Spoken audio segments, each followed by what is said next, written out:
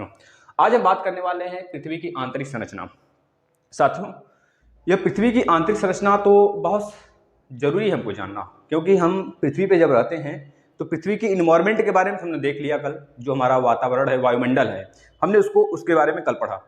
आज आंतरिक संरचना की बात करते हैं, मतलब धरती के ऊपर तो हम रह ही रहे हैं, धरती के नीचे की बात कर रहे हैं। अगर हम बात करें, यह हमारा पृथ्वी है साथियों, यह हमारा पृथ्वी है, ठीक है। हम बात कर लेते हैं एज ए, यह पृथ्वी है हमारा।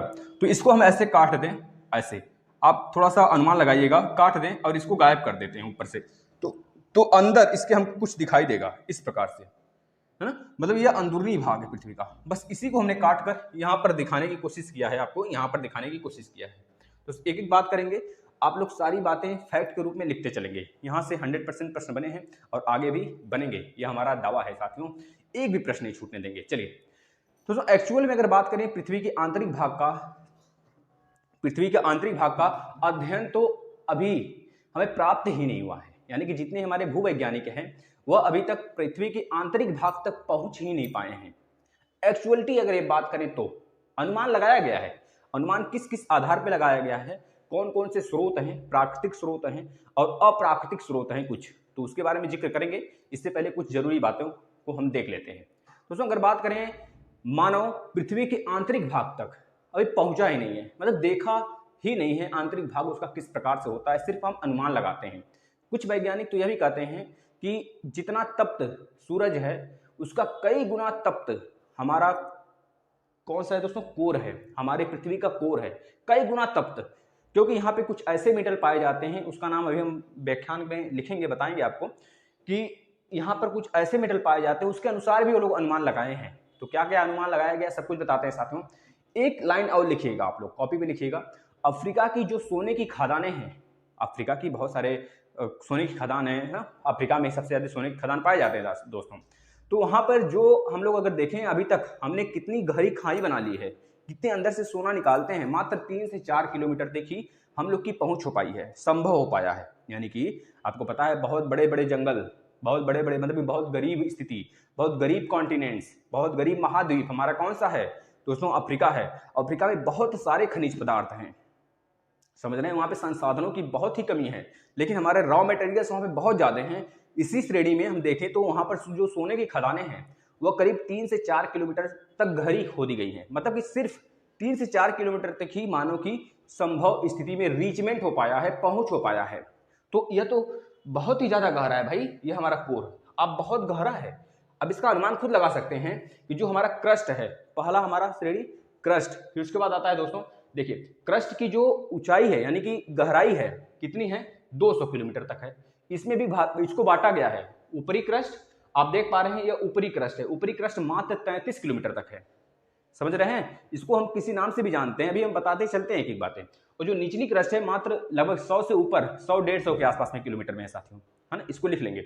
इसके बाद बात करें दोस्तों, अब यहाँ से यह श्रेणी आप देख रहे हैं, यह लाइन, यह पूरा का पूरा 2900 किलोमीटर तक, यानी कि जो आपका क्रस्ट है, क्रस्ट के निचले भाग से लेकर मेंटल तक, या मेंटल पूरा, मेंटल की गहराई कितनी है, 2900 किलोमीटर है साथियों। कितना है, 2900 किलोमीटर, यानी कि 2900 किलोमीटर है साथियों। ये डेप्थ है, हम आपको गहराई बता रहे हैं पृथ्वी के ऊपर बिल्कुल क्रस्ट पे खड़े होकर।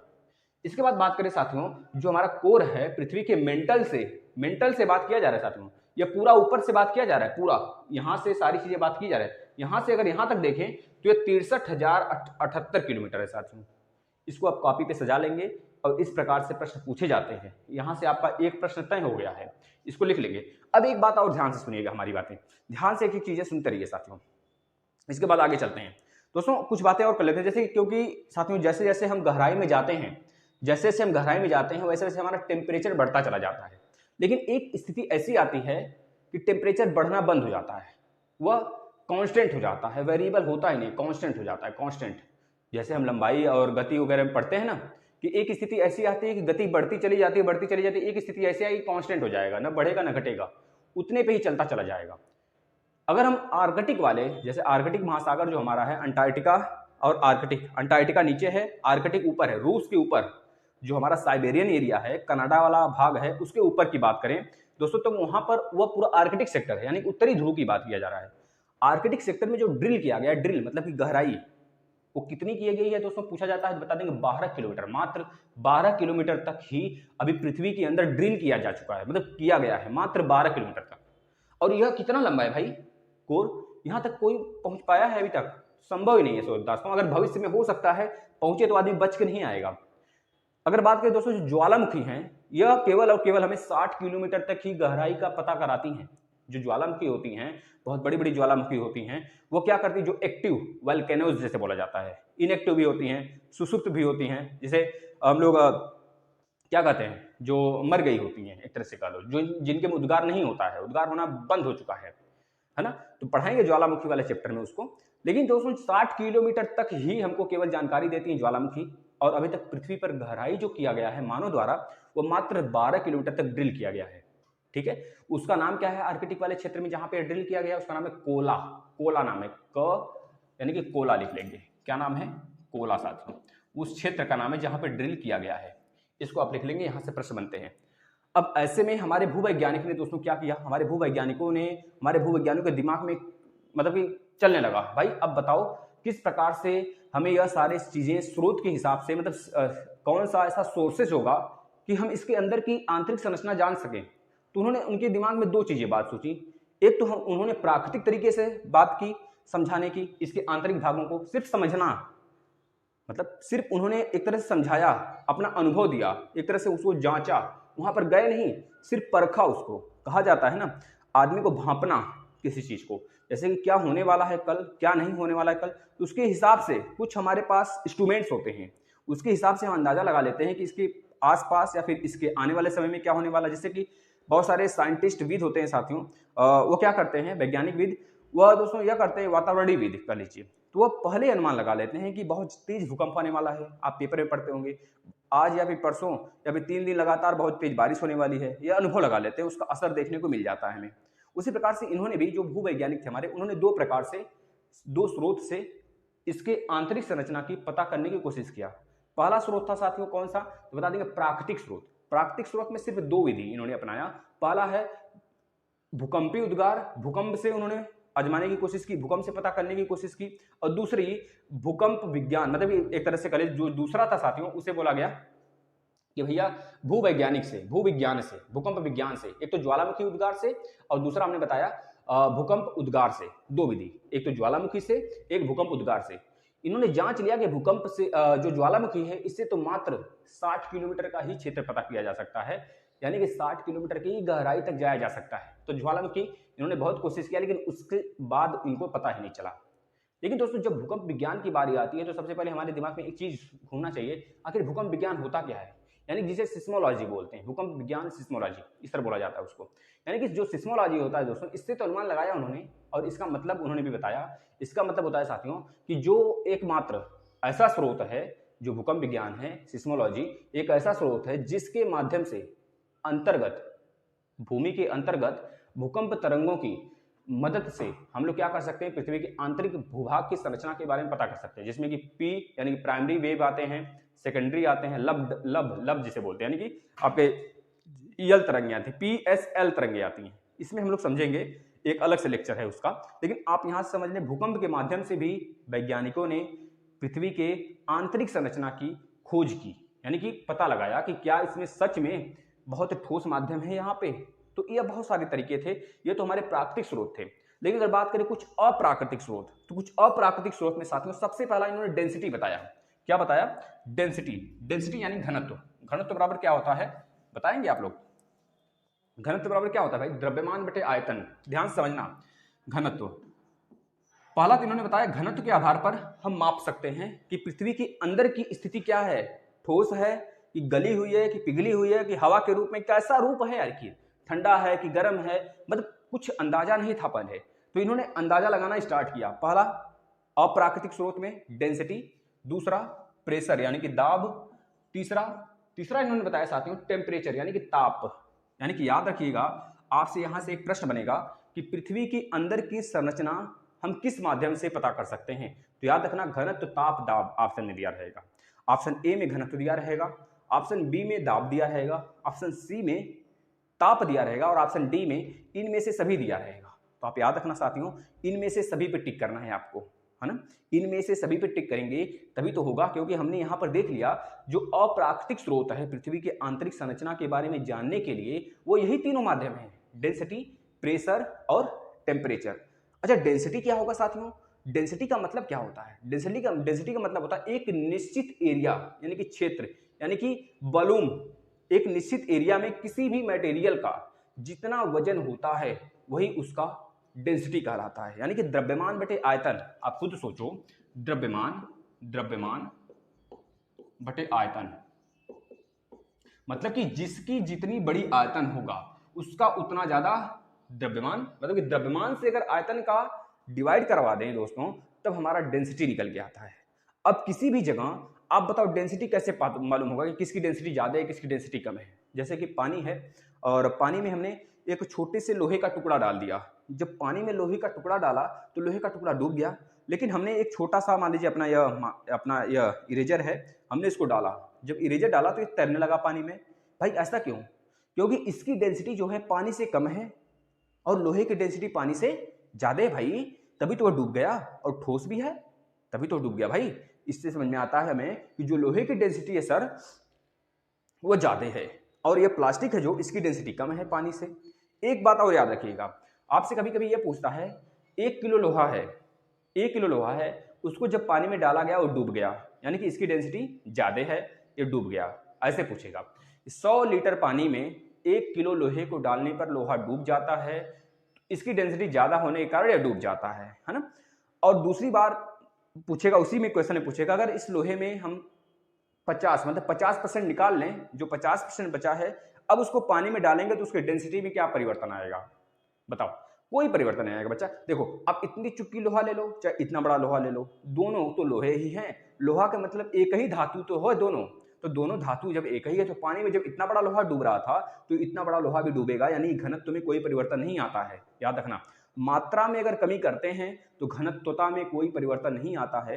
यह प्रश्न आपके इन्वायरमेंट का है, यह पूछा गया है सुपर टेट यूपी टेट में। भैया अच्छे से पढ़ लो, मजा आ जाने वाला है। एक चीज बताना, यह बक्सा है, यह हमारा क्या है? बक्सा है।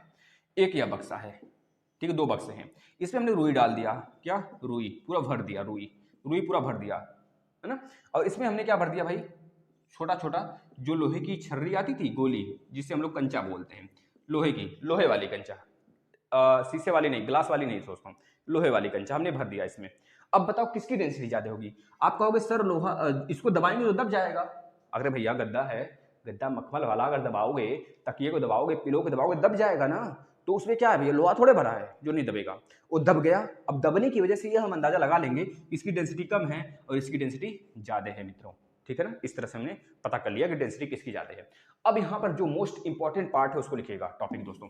अब याद रखिएगा भूवैज्ञानिक ने कैसे पता किया। दोस्तों याद रखना, density is directly proportional to pressure होता है, घनत्व डायरेक्टली प्रोपोर्शनल होता है दाब के। यानी कि जो हमारा डेंसिटी होगा साथियों, डेंसिटी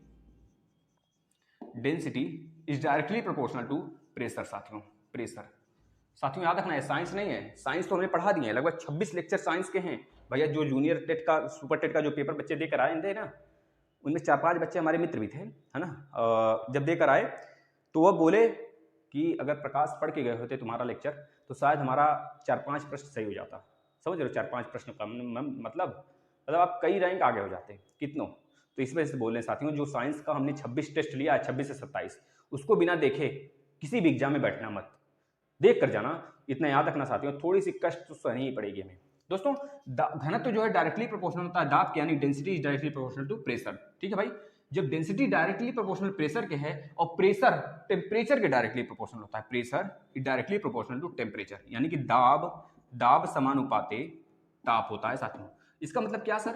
मतलब समझ में नहीं आ रहा है सर? तो समझ में आएगा बच्चा। देखो, अगर हम घनत्व बढ़ाते हैं, इसका साफ साफ मतलब था, अगर घनत्व बढ़ाते हैं, अगर घनत्व बढ़ाते हैं तो दाब भी बढ़ेगा। इसका मतलब यह है दाब भी बढ़ेगा। अगर दाब बढ़ेगा तो दाब समानुपाते है, डायरेक्टली है, सीधा सीधा है, तो ताप भी बढ़ेगा। यानी इसका मतलब यह हो गया कि हमने जैसे जैसे क्रस्ट में हम लोग गए, मतलब हमारे साइंटिस्ट जैसे अपने अनुमान के अनुसार जैसे से कोर में गए, जैसे से कोर में गए साथियों, तो उनको लगा कि यहाँ पर तो भारी धातु मिल रहा था, निफे, यहाँ पे निकिल और आयरन मिला, ये तो भारी धातु है सर जी। जब भारी धातु है तो यहाँ पर साइंटिस्ट ने अनुमान लगाया यहाँ पे कठोर चीज होना चाहिए, यानी कि जब घनत्व ज्यादा मिला उनको तो इन्होंने अनुमान लगाया कि दाब भी ज्यादा होगा, यानी दाब ज्यादा होगा तो ताप भी ज्यादा होगा।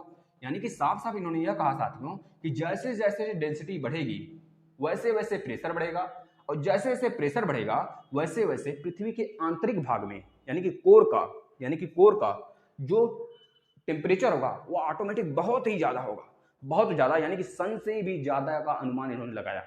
समझ रहे हैं? मतलब यहां से पहली बात तो जो आदमी गए हैं दोस्तों वो कहां तक गए हैं, यहां तक, बस अपर मेंटल तक। अपर मेंटल के नीचे अभी तक कोई किसी का रीचमेंट तक नहीं हुआ है, याद रखना साथियों, है ना। मतलब रीचमेंट का मतलब पहुंच जो हो पाया है, सुनिश्चित हो पाया है, ये यहीं तक हो पाया है, या बहुत ऊपर तक। अपर मेंटल भी पूरा नहीं, अपर मेंटल का कुछ ही भाग, लगभग 10 से 5% भाग पर ही हम लोग जा पाए हैं, है ना, रिचमेंट के लिए अपना, जैसे कि कभी पेट्रोल निकालने, डीजल निकालने, यह सब चीजें, है ना।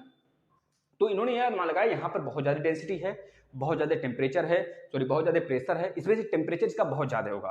तो आपसे पूछा जाता है एक क्वेश्चन यहाँ से, पृथ्वी के किस भाग का टेम्परेचर सबसे अधिक होगा, तो आप बताओगे ना ही क्रस्ट ना ही मेंटल, बस आकर कोर पे होता भैया, कोर होता है। किस आधार पे होता है तो बताओगे डेंसिटी अधिक होगा तो ताप भी अधिक होगा, जब ताप अधिक होगा तो मतलब दाब अधिक होगा, दाब अधिक होगा तो ताप भी अधिक होगा। इस वजह से भूवैज्ञानिकों ने पता किया कि यहां पर जो होगा टेम्परेचर बहुत अधिक होगा। अब एक चीज लिखिएगा, पृथ्वी की सतह की बात करें साथियों, पृथ्वी की सतह से आंतरिक भाग की ओर जाने पर, पृथ्वी की सतह से आंतरिक भाग की ओर, पृथ्वी की सतह से आंतरिक भाग की ओर जाने पर हर 32 किलोमीटर पर, प्रति 32 किलोमीटर पर साथियों 1 डिग्री सेंटीग्रेड टेम्परेचर बढ़ेगा। कितना बढ़ेगा? 1 डिग्री सेंटीग्रेड टेम्परेचर बढ़ेगा। लेकिन यह हर 32 किलोमीटर पर नहीं होगा, एक लिमिट के बाद वह खत्म हो जाता है, कांस्टेंट हो जाता है। यानी कि लिख लेना एक लिमिट, यानी कि एक मात्रा यानी कि एक पहुंच, यह लिखना, एक पहुंच के बाद बढ़ना बंद हो जाता है। मतलब यह जो टेम्परेचर है यह बढ़ना बंद हो जाता है, यानी कांस्टेंट हो जाता है, कांस्टेंट टेम्परेचर मिलता है। भाई लिख लो, यहां से प्रश्न आएगा, आपको लगता है ना नहीं आएगा? आएगा भाई, इतना समझ लेना। जब देकर आओगे पेपर ना तो सोचोगे अरे पढ़े थे, शायद रिवीजन कर लिए होते तो कितना मजा आएगा। बच्चों आप लोग रिवीजन करिए, हिंदी के मैथ के क्लास खत्म हो गए हैं, इन्वायरमेंट के मैक्सिमम क्लास खत्म हो गए भाई, समझ रहे हैं। पेपर भी 3-4 करा दिए गए आपके प्रीवियस ईयर, हर संडे को कराया जाएगा पेपर। इस संडे को थोड़ा सा हम बाहर गए थे, आप लोग देखे होंगे कि किस तरह आपके सीनियर का हमने इंटरव्यू लिया, वैसे 2-3 सीनियर आने वाले हैं। बस आप शेयर करो दबा के सारी वीडियो दोस्तों, हर वीडियो शेयर करो, बहुत ही आनंद आएगा जब दोनों हाथ से तालियां बजेंगी ना, तो बारिश भी होगा, धमाका भी होगा, सब चीजें होंगी हम लोग के सामने, ठीक है ना। चलो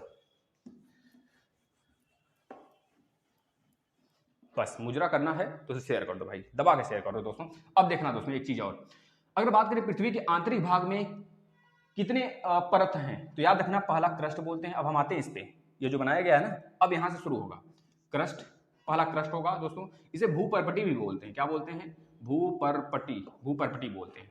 दूसरा लिख लेना साथियों, दूसरा जो है मेंटल है, मेंटल मतलब कि पृथ्वी के आंतरिक भागों को हम 3 भागों में बांटते हैं।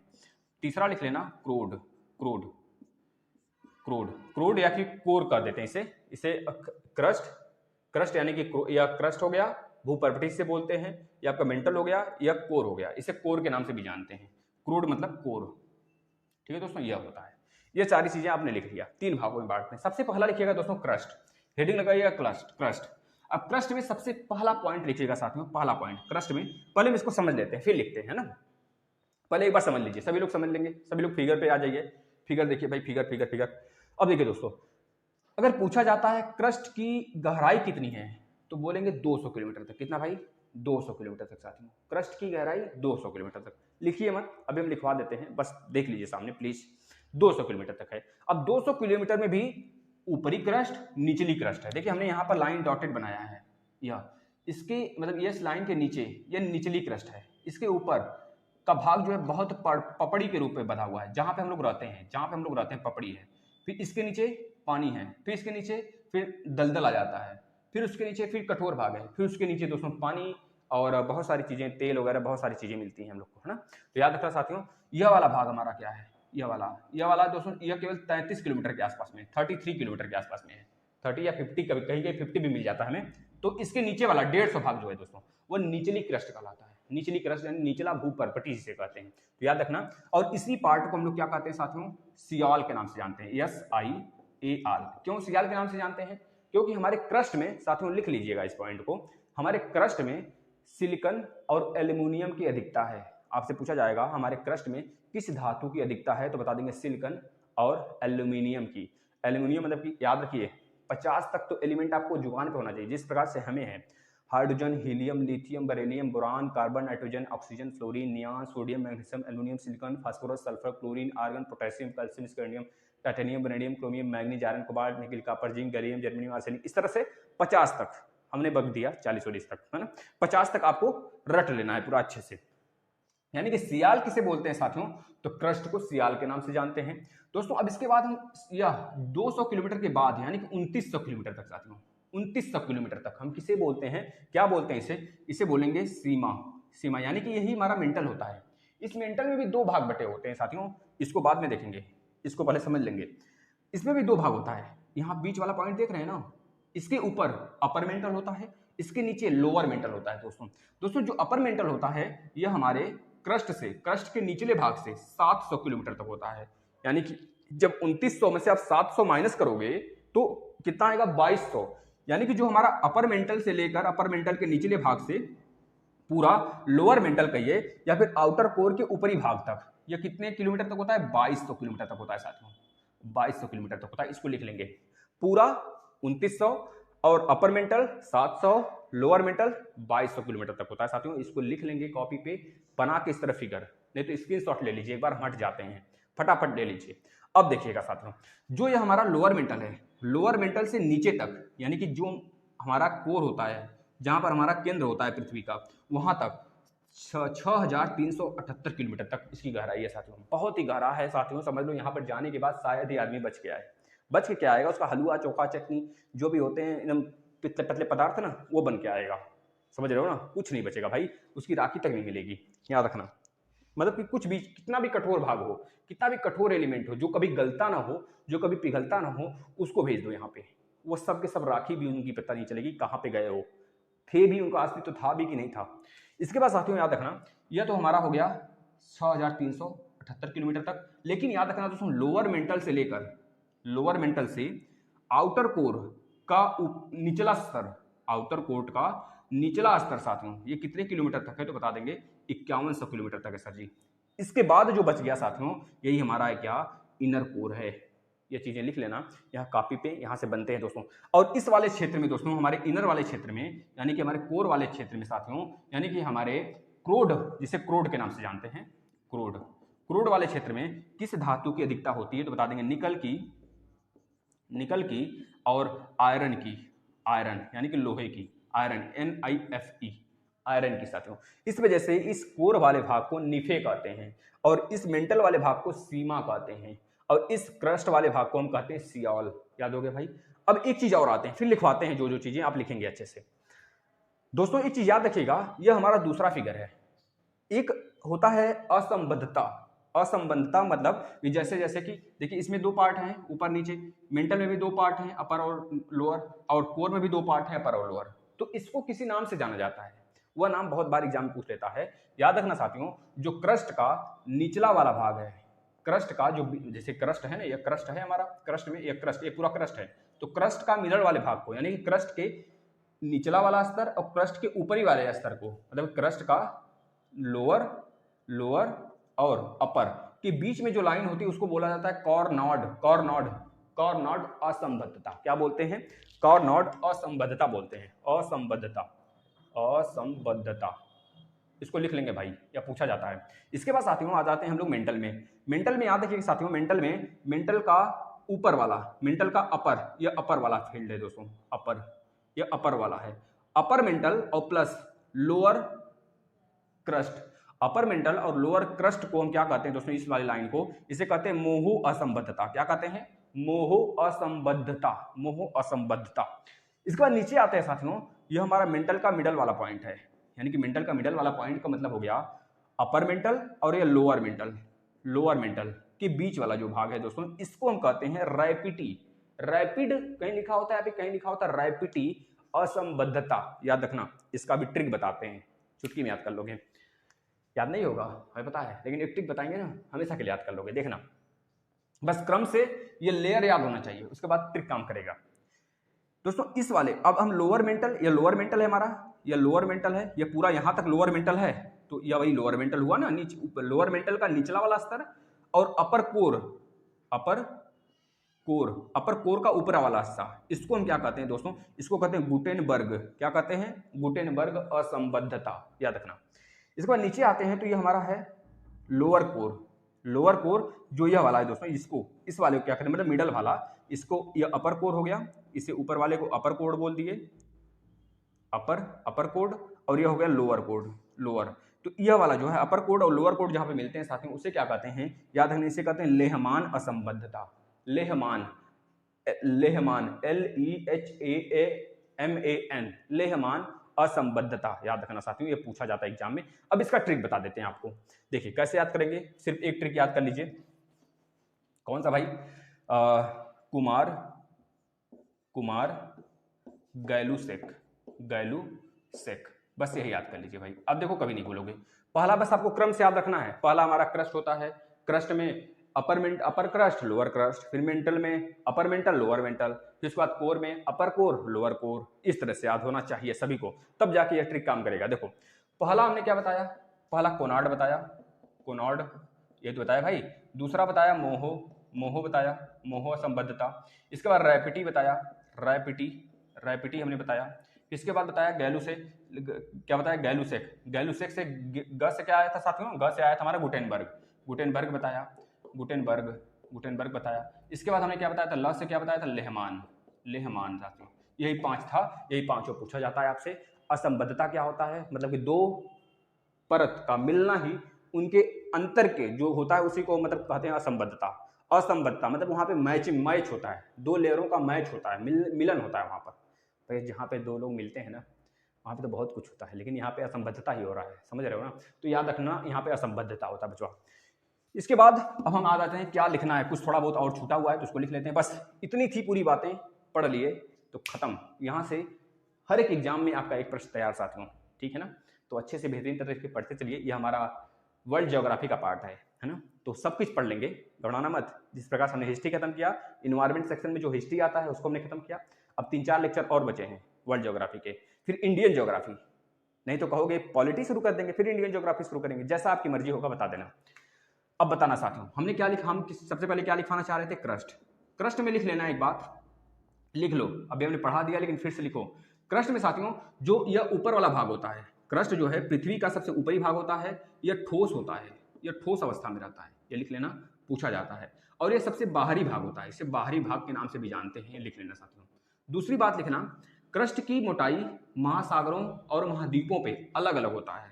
क्रस्ट की जो मोटाई होती है महासागरों और महाद्वीपों जिस पर हम लोग रहते हैं भाई एशिया में, और बहुत सारे कितने महाद्वीप हैं, कोई बच्चा बोलेगा 7, लेकिन एक और आया है, पता है कहाँ पे, जो ऑस्ट्रेलिया है, ऑस्ट्रेलिया के नीचे न्यूजीलैंड पाया जाता है, जहाँ पर कुक जल संधि पाई जाती है। तो वहीं जो हमारा न्यूजीलैंड है, वहीं पे खोजा गया एक नया दोस्तों आपका महाद्वीप, उसका नाम पता है क्या, जीलैंडिया नाम है, याद रखना, जीलैंडिया। अभी पूरी तरीके से पुष्टि तो नहीं हुआ है, लेकिन यूएनओ ने इसे अधिकार दे दिया है, ये हमारा 8वां महाद्वीप होगा, 8वां महाद्वीप, याद रखना साथियों, जीलैंडिया। देख लो कैसा कैसा नाम है भाई, अजीब अजीब से सब रख देते हैं। देखो महाद्वीप यानी कि महासागरों पर क्रस्ट की मोटाई कुछ और होती है और महाद्वीपों पर कुछ और होती है, इसको लिख लेना, अलग अलग होता है यानी कि दोस्तों। और चौथी बात लिखिएगा इसमें कि दोस्तों जो क्रस्ट का निर्माण होता है वो सिलिका से होता है, सिलिका यानी कि सिलिका और एल्यूमिनियम से होता है साथियों। एक तो मोस्ट इंपॉर्टेंट पार्ट हमने बताया है नहीं, यहाँ पे जो लिखा गया है देख लेना, यहाँ से बच्चे बहुत फंसते हैं भाई। सिलिका और एल्यूमिनियम को कहते हैं सियाल, क्या कहते हैं साथियों, सियाल कहते हैं। और सियाल से ही पता चलता है कि हमारा क्रस्ट वाला भाग है जहां पर सियाल पाया जाता है बचवा, ठीक है ना। इसके बाद एक लाइन और इसमें लिखिएगा दोस्तों, इस परत की जो क्रस्ट होता है दोस्तों, इसका जो डेंसिटी होता है, डेंसिटी कितना होता है, इसका घनत्व कितना होता है, तो लिख लेना 2.75 से लेकर साथियों कितना होता है, तो बता देंगे 2.90 तक होता है, ये लिख लेना। तो जो क्रस्ट को ही एक और नाम से जानते हैं, इसको लिख लेना, ये एग्जाम में पूछा गया है, लिथोस्फीयर, स्फीयर कहते हैं, लिथोस्फीयर कहते हैं साथियों। लिथोस्फीयर के नाम से किस आंतरिक परत को जानते हैं, तो लिख लेना दोस्तों क्रस्ट को जानते हैं। बस इतनी बातें यहां से बहुत है। अब आ जाइए मेंटल पर।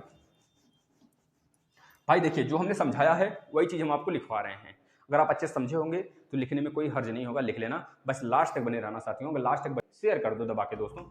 देखो मेंटल, मेंटल में याद रखना साथियों, मेंटल के निचले भाग को, सॉरी क्रस्ट के निचले भाग को, जो ये क्रस्ट था भाई, ये क्रस्ट का निचला भाग ही तो मेंटल था। तो याद रखना, एक लाइन लिख लेना अपने से, क्रस्ट के निचले भाग को, यानी कि पृथ्वी के आंतरिक संरचना में जो दूसरा भाग होता है, सेकंड भाग होता है, वही हमारा मेंटल कहलाता है। मेंटल में ऊपर वाला परत दोस्तों, जहां से हम तेल वगैरह निकालते हैं, या थोड़ा सा ठोस है, लेकिन वो निचला वाला परत बिल्कुल दलदल है, दलदल, आग का गोला जिसे बोलते हैं, आग है, आग उगलता है, वहां पे कोई पहुंच ही नहीं पाया भाई। हम लोग मेंटल में केवल मात्र 5% रिचमेंट बना चुके हैं, समझ रहे हो ना, बहुत ही अभी गहरा हम लोग को जाना है साथियों। दोस्तों पृथ्वी के आयतन का, पूरे पृथ्वी के आयतन की अगर बात करें, आयतन का अगर बात करें तो 83% दोस्तों मेंटल है, समझ रहे हो, बहुत बड़ा है, 83% पूरा मेंटल है। इसके बाद दोस्तों द्रव्यमान का, पृथ्वी के द्रव्यमान का बात करें दोस्तों तो 67%, सोच रहे हो दोस्तों, बहुत बड़ा पार्ट है, 67% मेंटल है।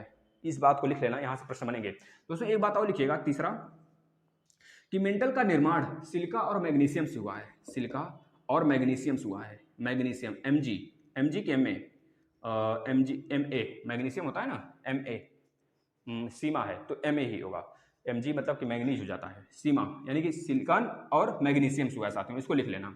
तो इस परत की एक और खासियत है, इसके नाम पे ही इसको बुलाते हैं सीमा।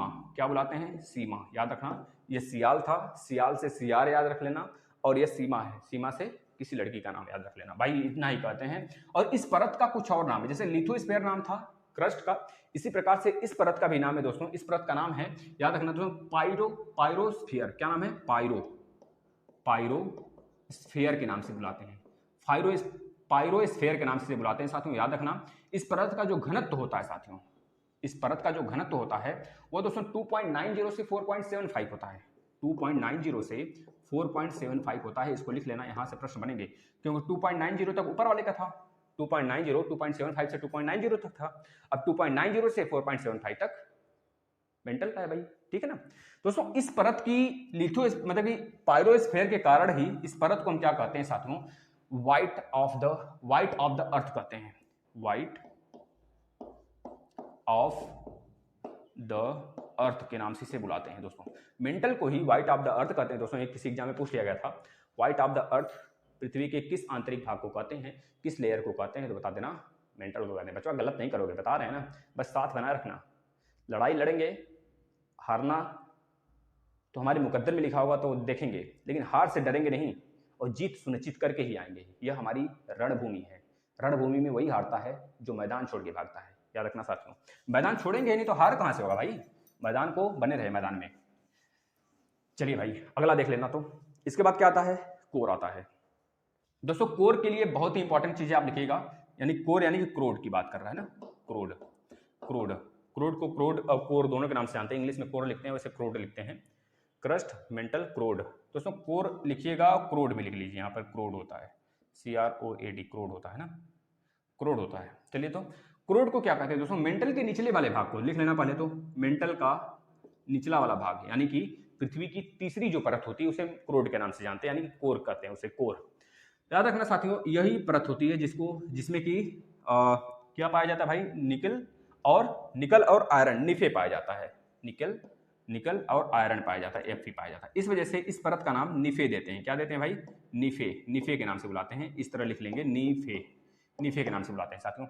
इस परत का एक और नाम है साथियों, इस परत का जो द्रव्यमान होता है बहुत अधिक होता है, इसमें भार बहुत अधिक होता है, क्योंकि यहाँ पर प्रेशर बहुत ज्यादा होता है। हमने बताया था भाई डेंसिटी बहुत अधिक होगी, कब? जब उसका द्रव्यमान अधिक होगा, द्रव्यमान अधिक तो डेंसिटी अधिक, प्रेशर भी अधिक, और ताप तो ऑटोमेटिक अधिक हो जाएगा साथियों। याद रखना, सबसे ज्यादा गर्म भाग कौन सा है पृथ्वी का? तो बता देंगे, आंतरिक भाग, जिसको बोलते हैं इनर कोर, यानी कि पूरा का पूरा क्रोड। ठीक है भाई दोस्तों, इस मेंटल पढ़ रहे थे क्या? मेंटल नहीं, क्रोड पढ़ रहे हैं। तो क्रोड की जो आंतरिक भाग होती है दोस्तों, क्रोड का जो आंतरिक भाग होता है उसमें ठोस होता है, प्रेशर ज्यादा होता है, टेम्परेचर ज्यादा होता है, यह बातें लिख ली आप। अब इसको एक और नाम से जानते हैं दोस्तों, याद रखना, बायरोस्फीयर के नाम से जानते हैं, बायरीस्फीयर, इस तरह लिख सकते हैं, स्फीयर, इस के नाम से जानते हैं साथियों। याद रखना, ये दूसरा नाम है उसका। एक नोट डाल के लिखेंगे साथियों, जैसे कि इसका नाम सियाल पड़ा, इसका नाम सीमा पड़ा मेंटल का, इसका नाम निफे पढ़ा, इसको किस साइंटिस्ट ने बताया है ये सारा नाम? तो याद रखिए उन साइंटिस्ट का नाम क्या साथियों, जो इन्होंने सबसे पहले नाम दिया, भूवैज्ञानिक थे दोस्तों, उनका नाम था दोस्तों, लिख लीजिए, ऑस्ट्रिया के थे।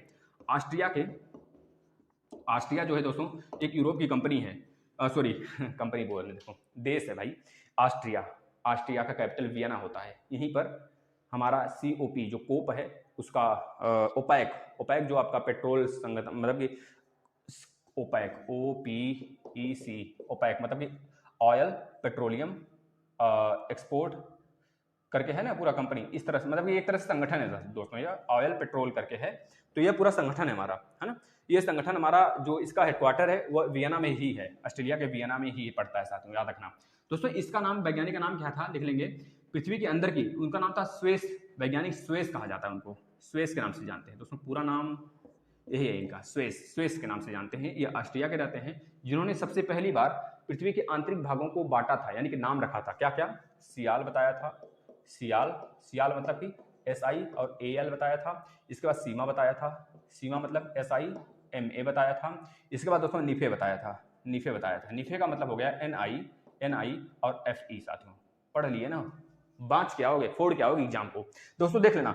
अब आपसे एक एग्जाम में पूछा जाता है दोस्तों, सबसे ज्यादा हमारे क्रस्ट पर, हमारे भूप्रकृति पर सबसे ज्यादा कौन सा तत्व पाया जाता है, हमारे इन्वायरमेंट में नहीं, क्रस्ट की बात करेगा बच्चा, कभी मतलब कि कभी भी कंफ्यूज ना होना, हमारे इन्वायरमेंट में सबसे ज्यादा तो नाइट्रोजन पाया जाता है, समझ रहे हैं बच्चे, कंफ्यूज होकर नाइट्रोजन लगा के आते हैं, क्योंकि ऑप्शन में नाइट्रोजन भी होता है। याद रखना साथियों, हमारे भूप्रकृति पर सबसे ज्यादा तत्व की बात करेगा तब, जब तत्व लिखेगा, तत्व ये लिखेगा तब, तो बता देना ऑक्सीजन होता है, O2 कितना होता है, तो बता देना दोस्तों 46.80%, 46.80% केवल और केवल O2 होता है। दूसरे नंबर पर दोस्तों कौन सा एलिमेंट आता है, सिलिकॉन आता है। सिलिकॉन एक तरह से नॉन मेटल है, नॉन मेटल नहीं मेटलॉइड है दोस्तों, उपधातु से बोलते हैं सिलिकॉन दोस्तों, SI से बोलते हैं। यह पाया जाता है 27.72%, देख लो इसका उल्टा, 27 का उल्टा 72, 7 आगे आ गया, तो इस तरह से दूसरे नंबर पर सिलिकॉन है। तीसरे नंबर पर एल्यूमिनियम आ जाता है साथियों, क्या आ जाता है, एल्यूमिनियम आ जाता है, यह पाया जाता है 8.13%,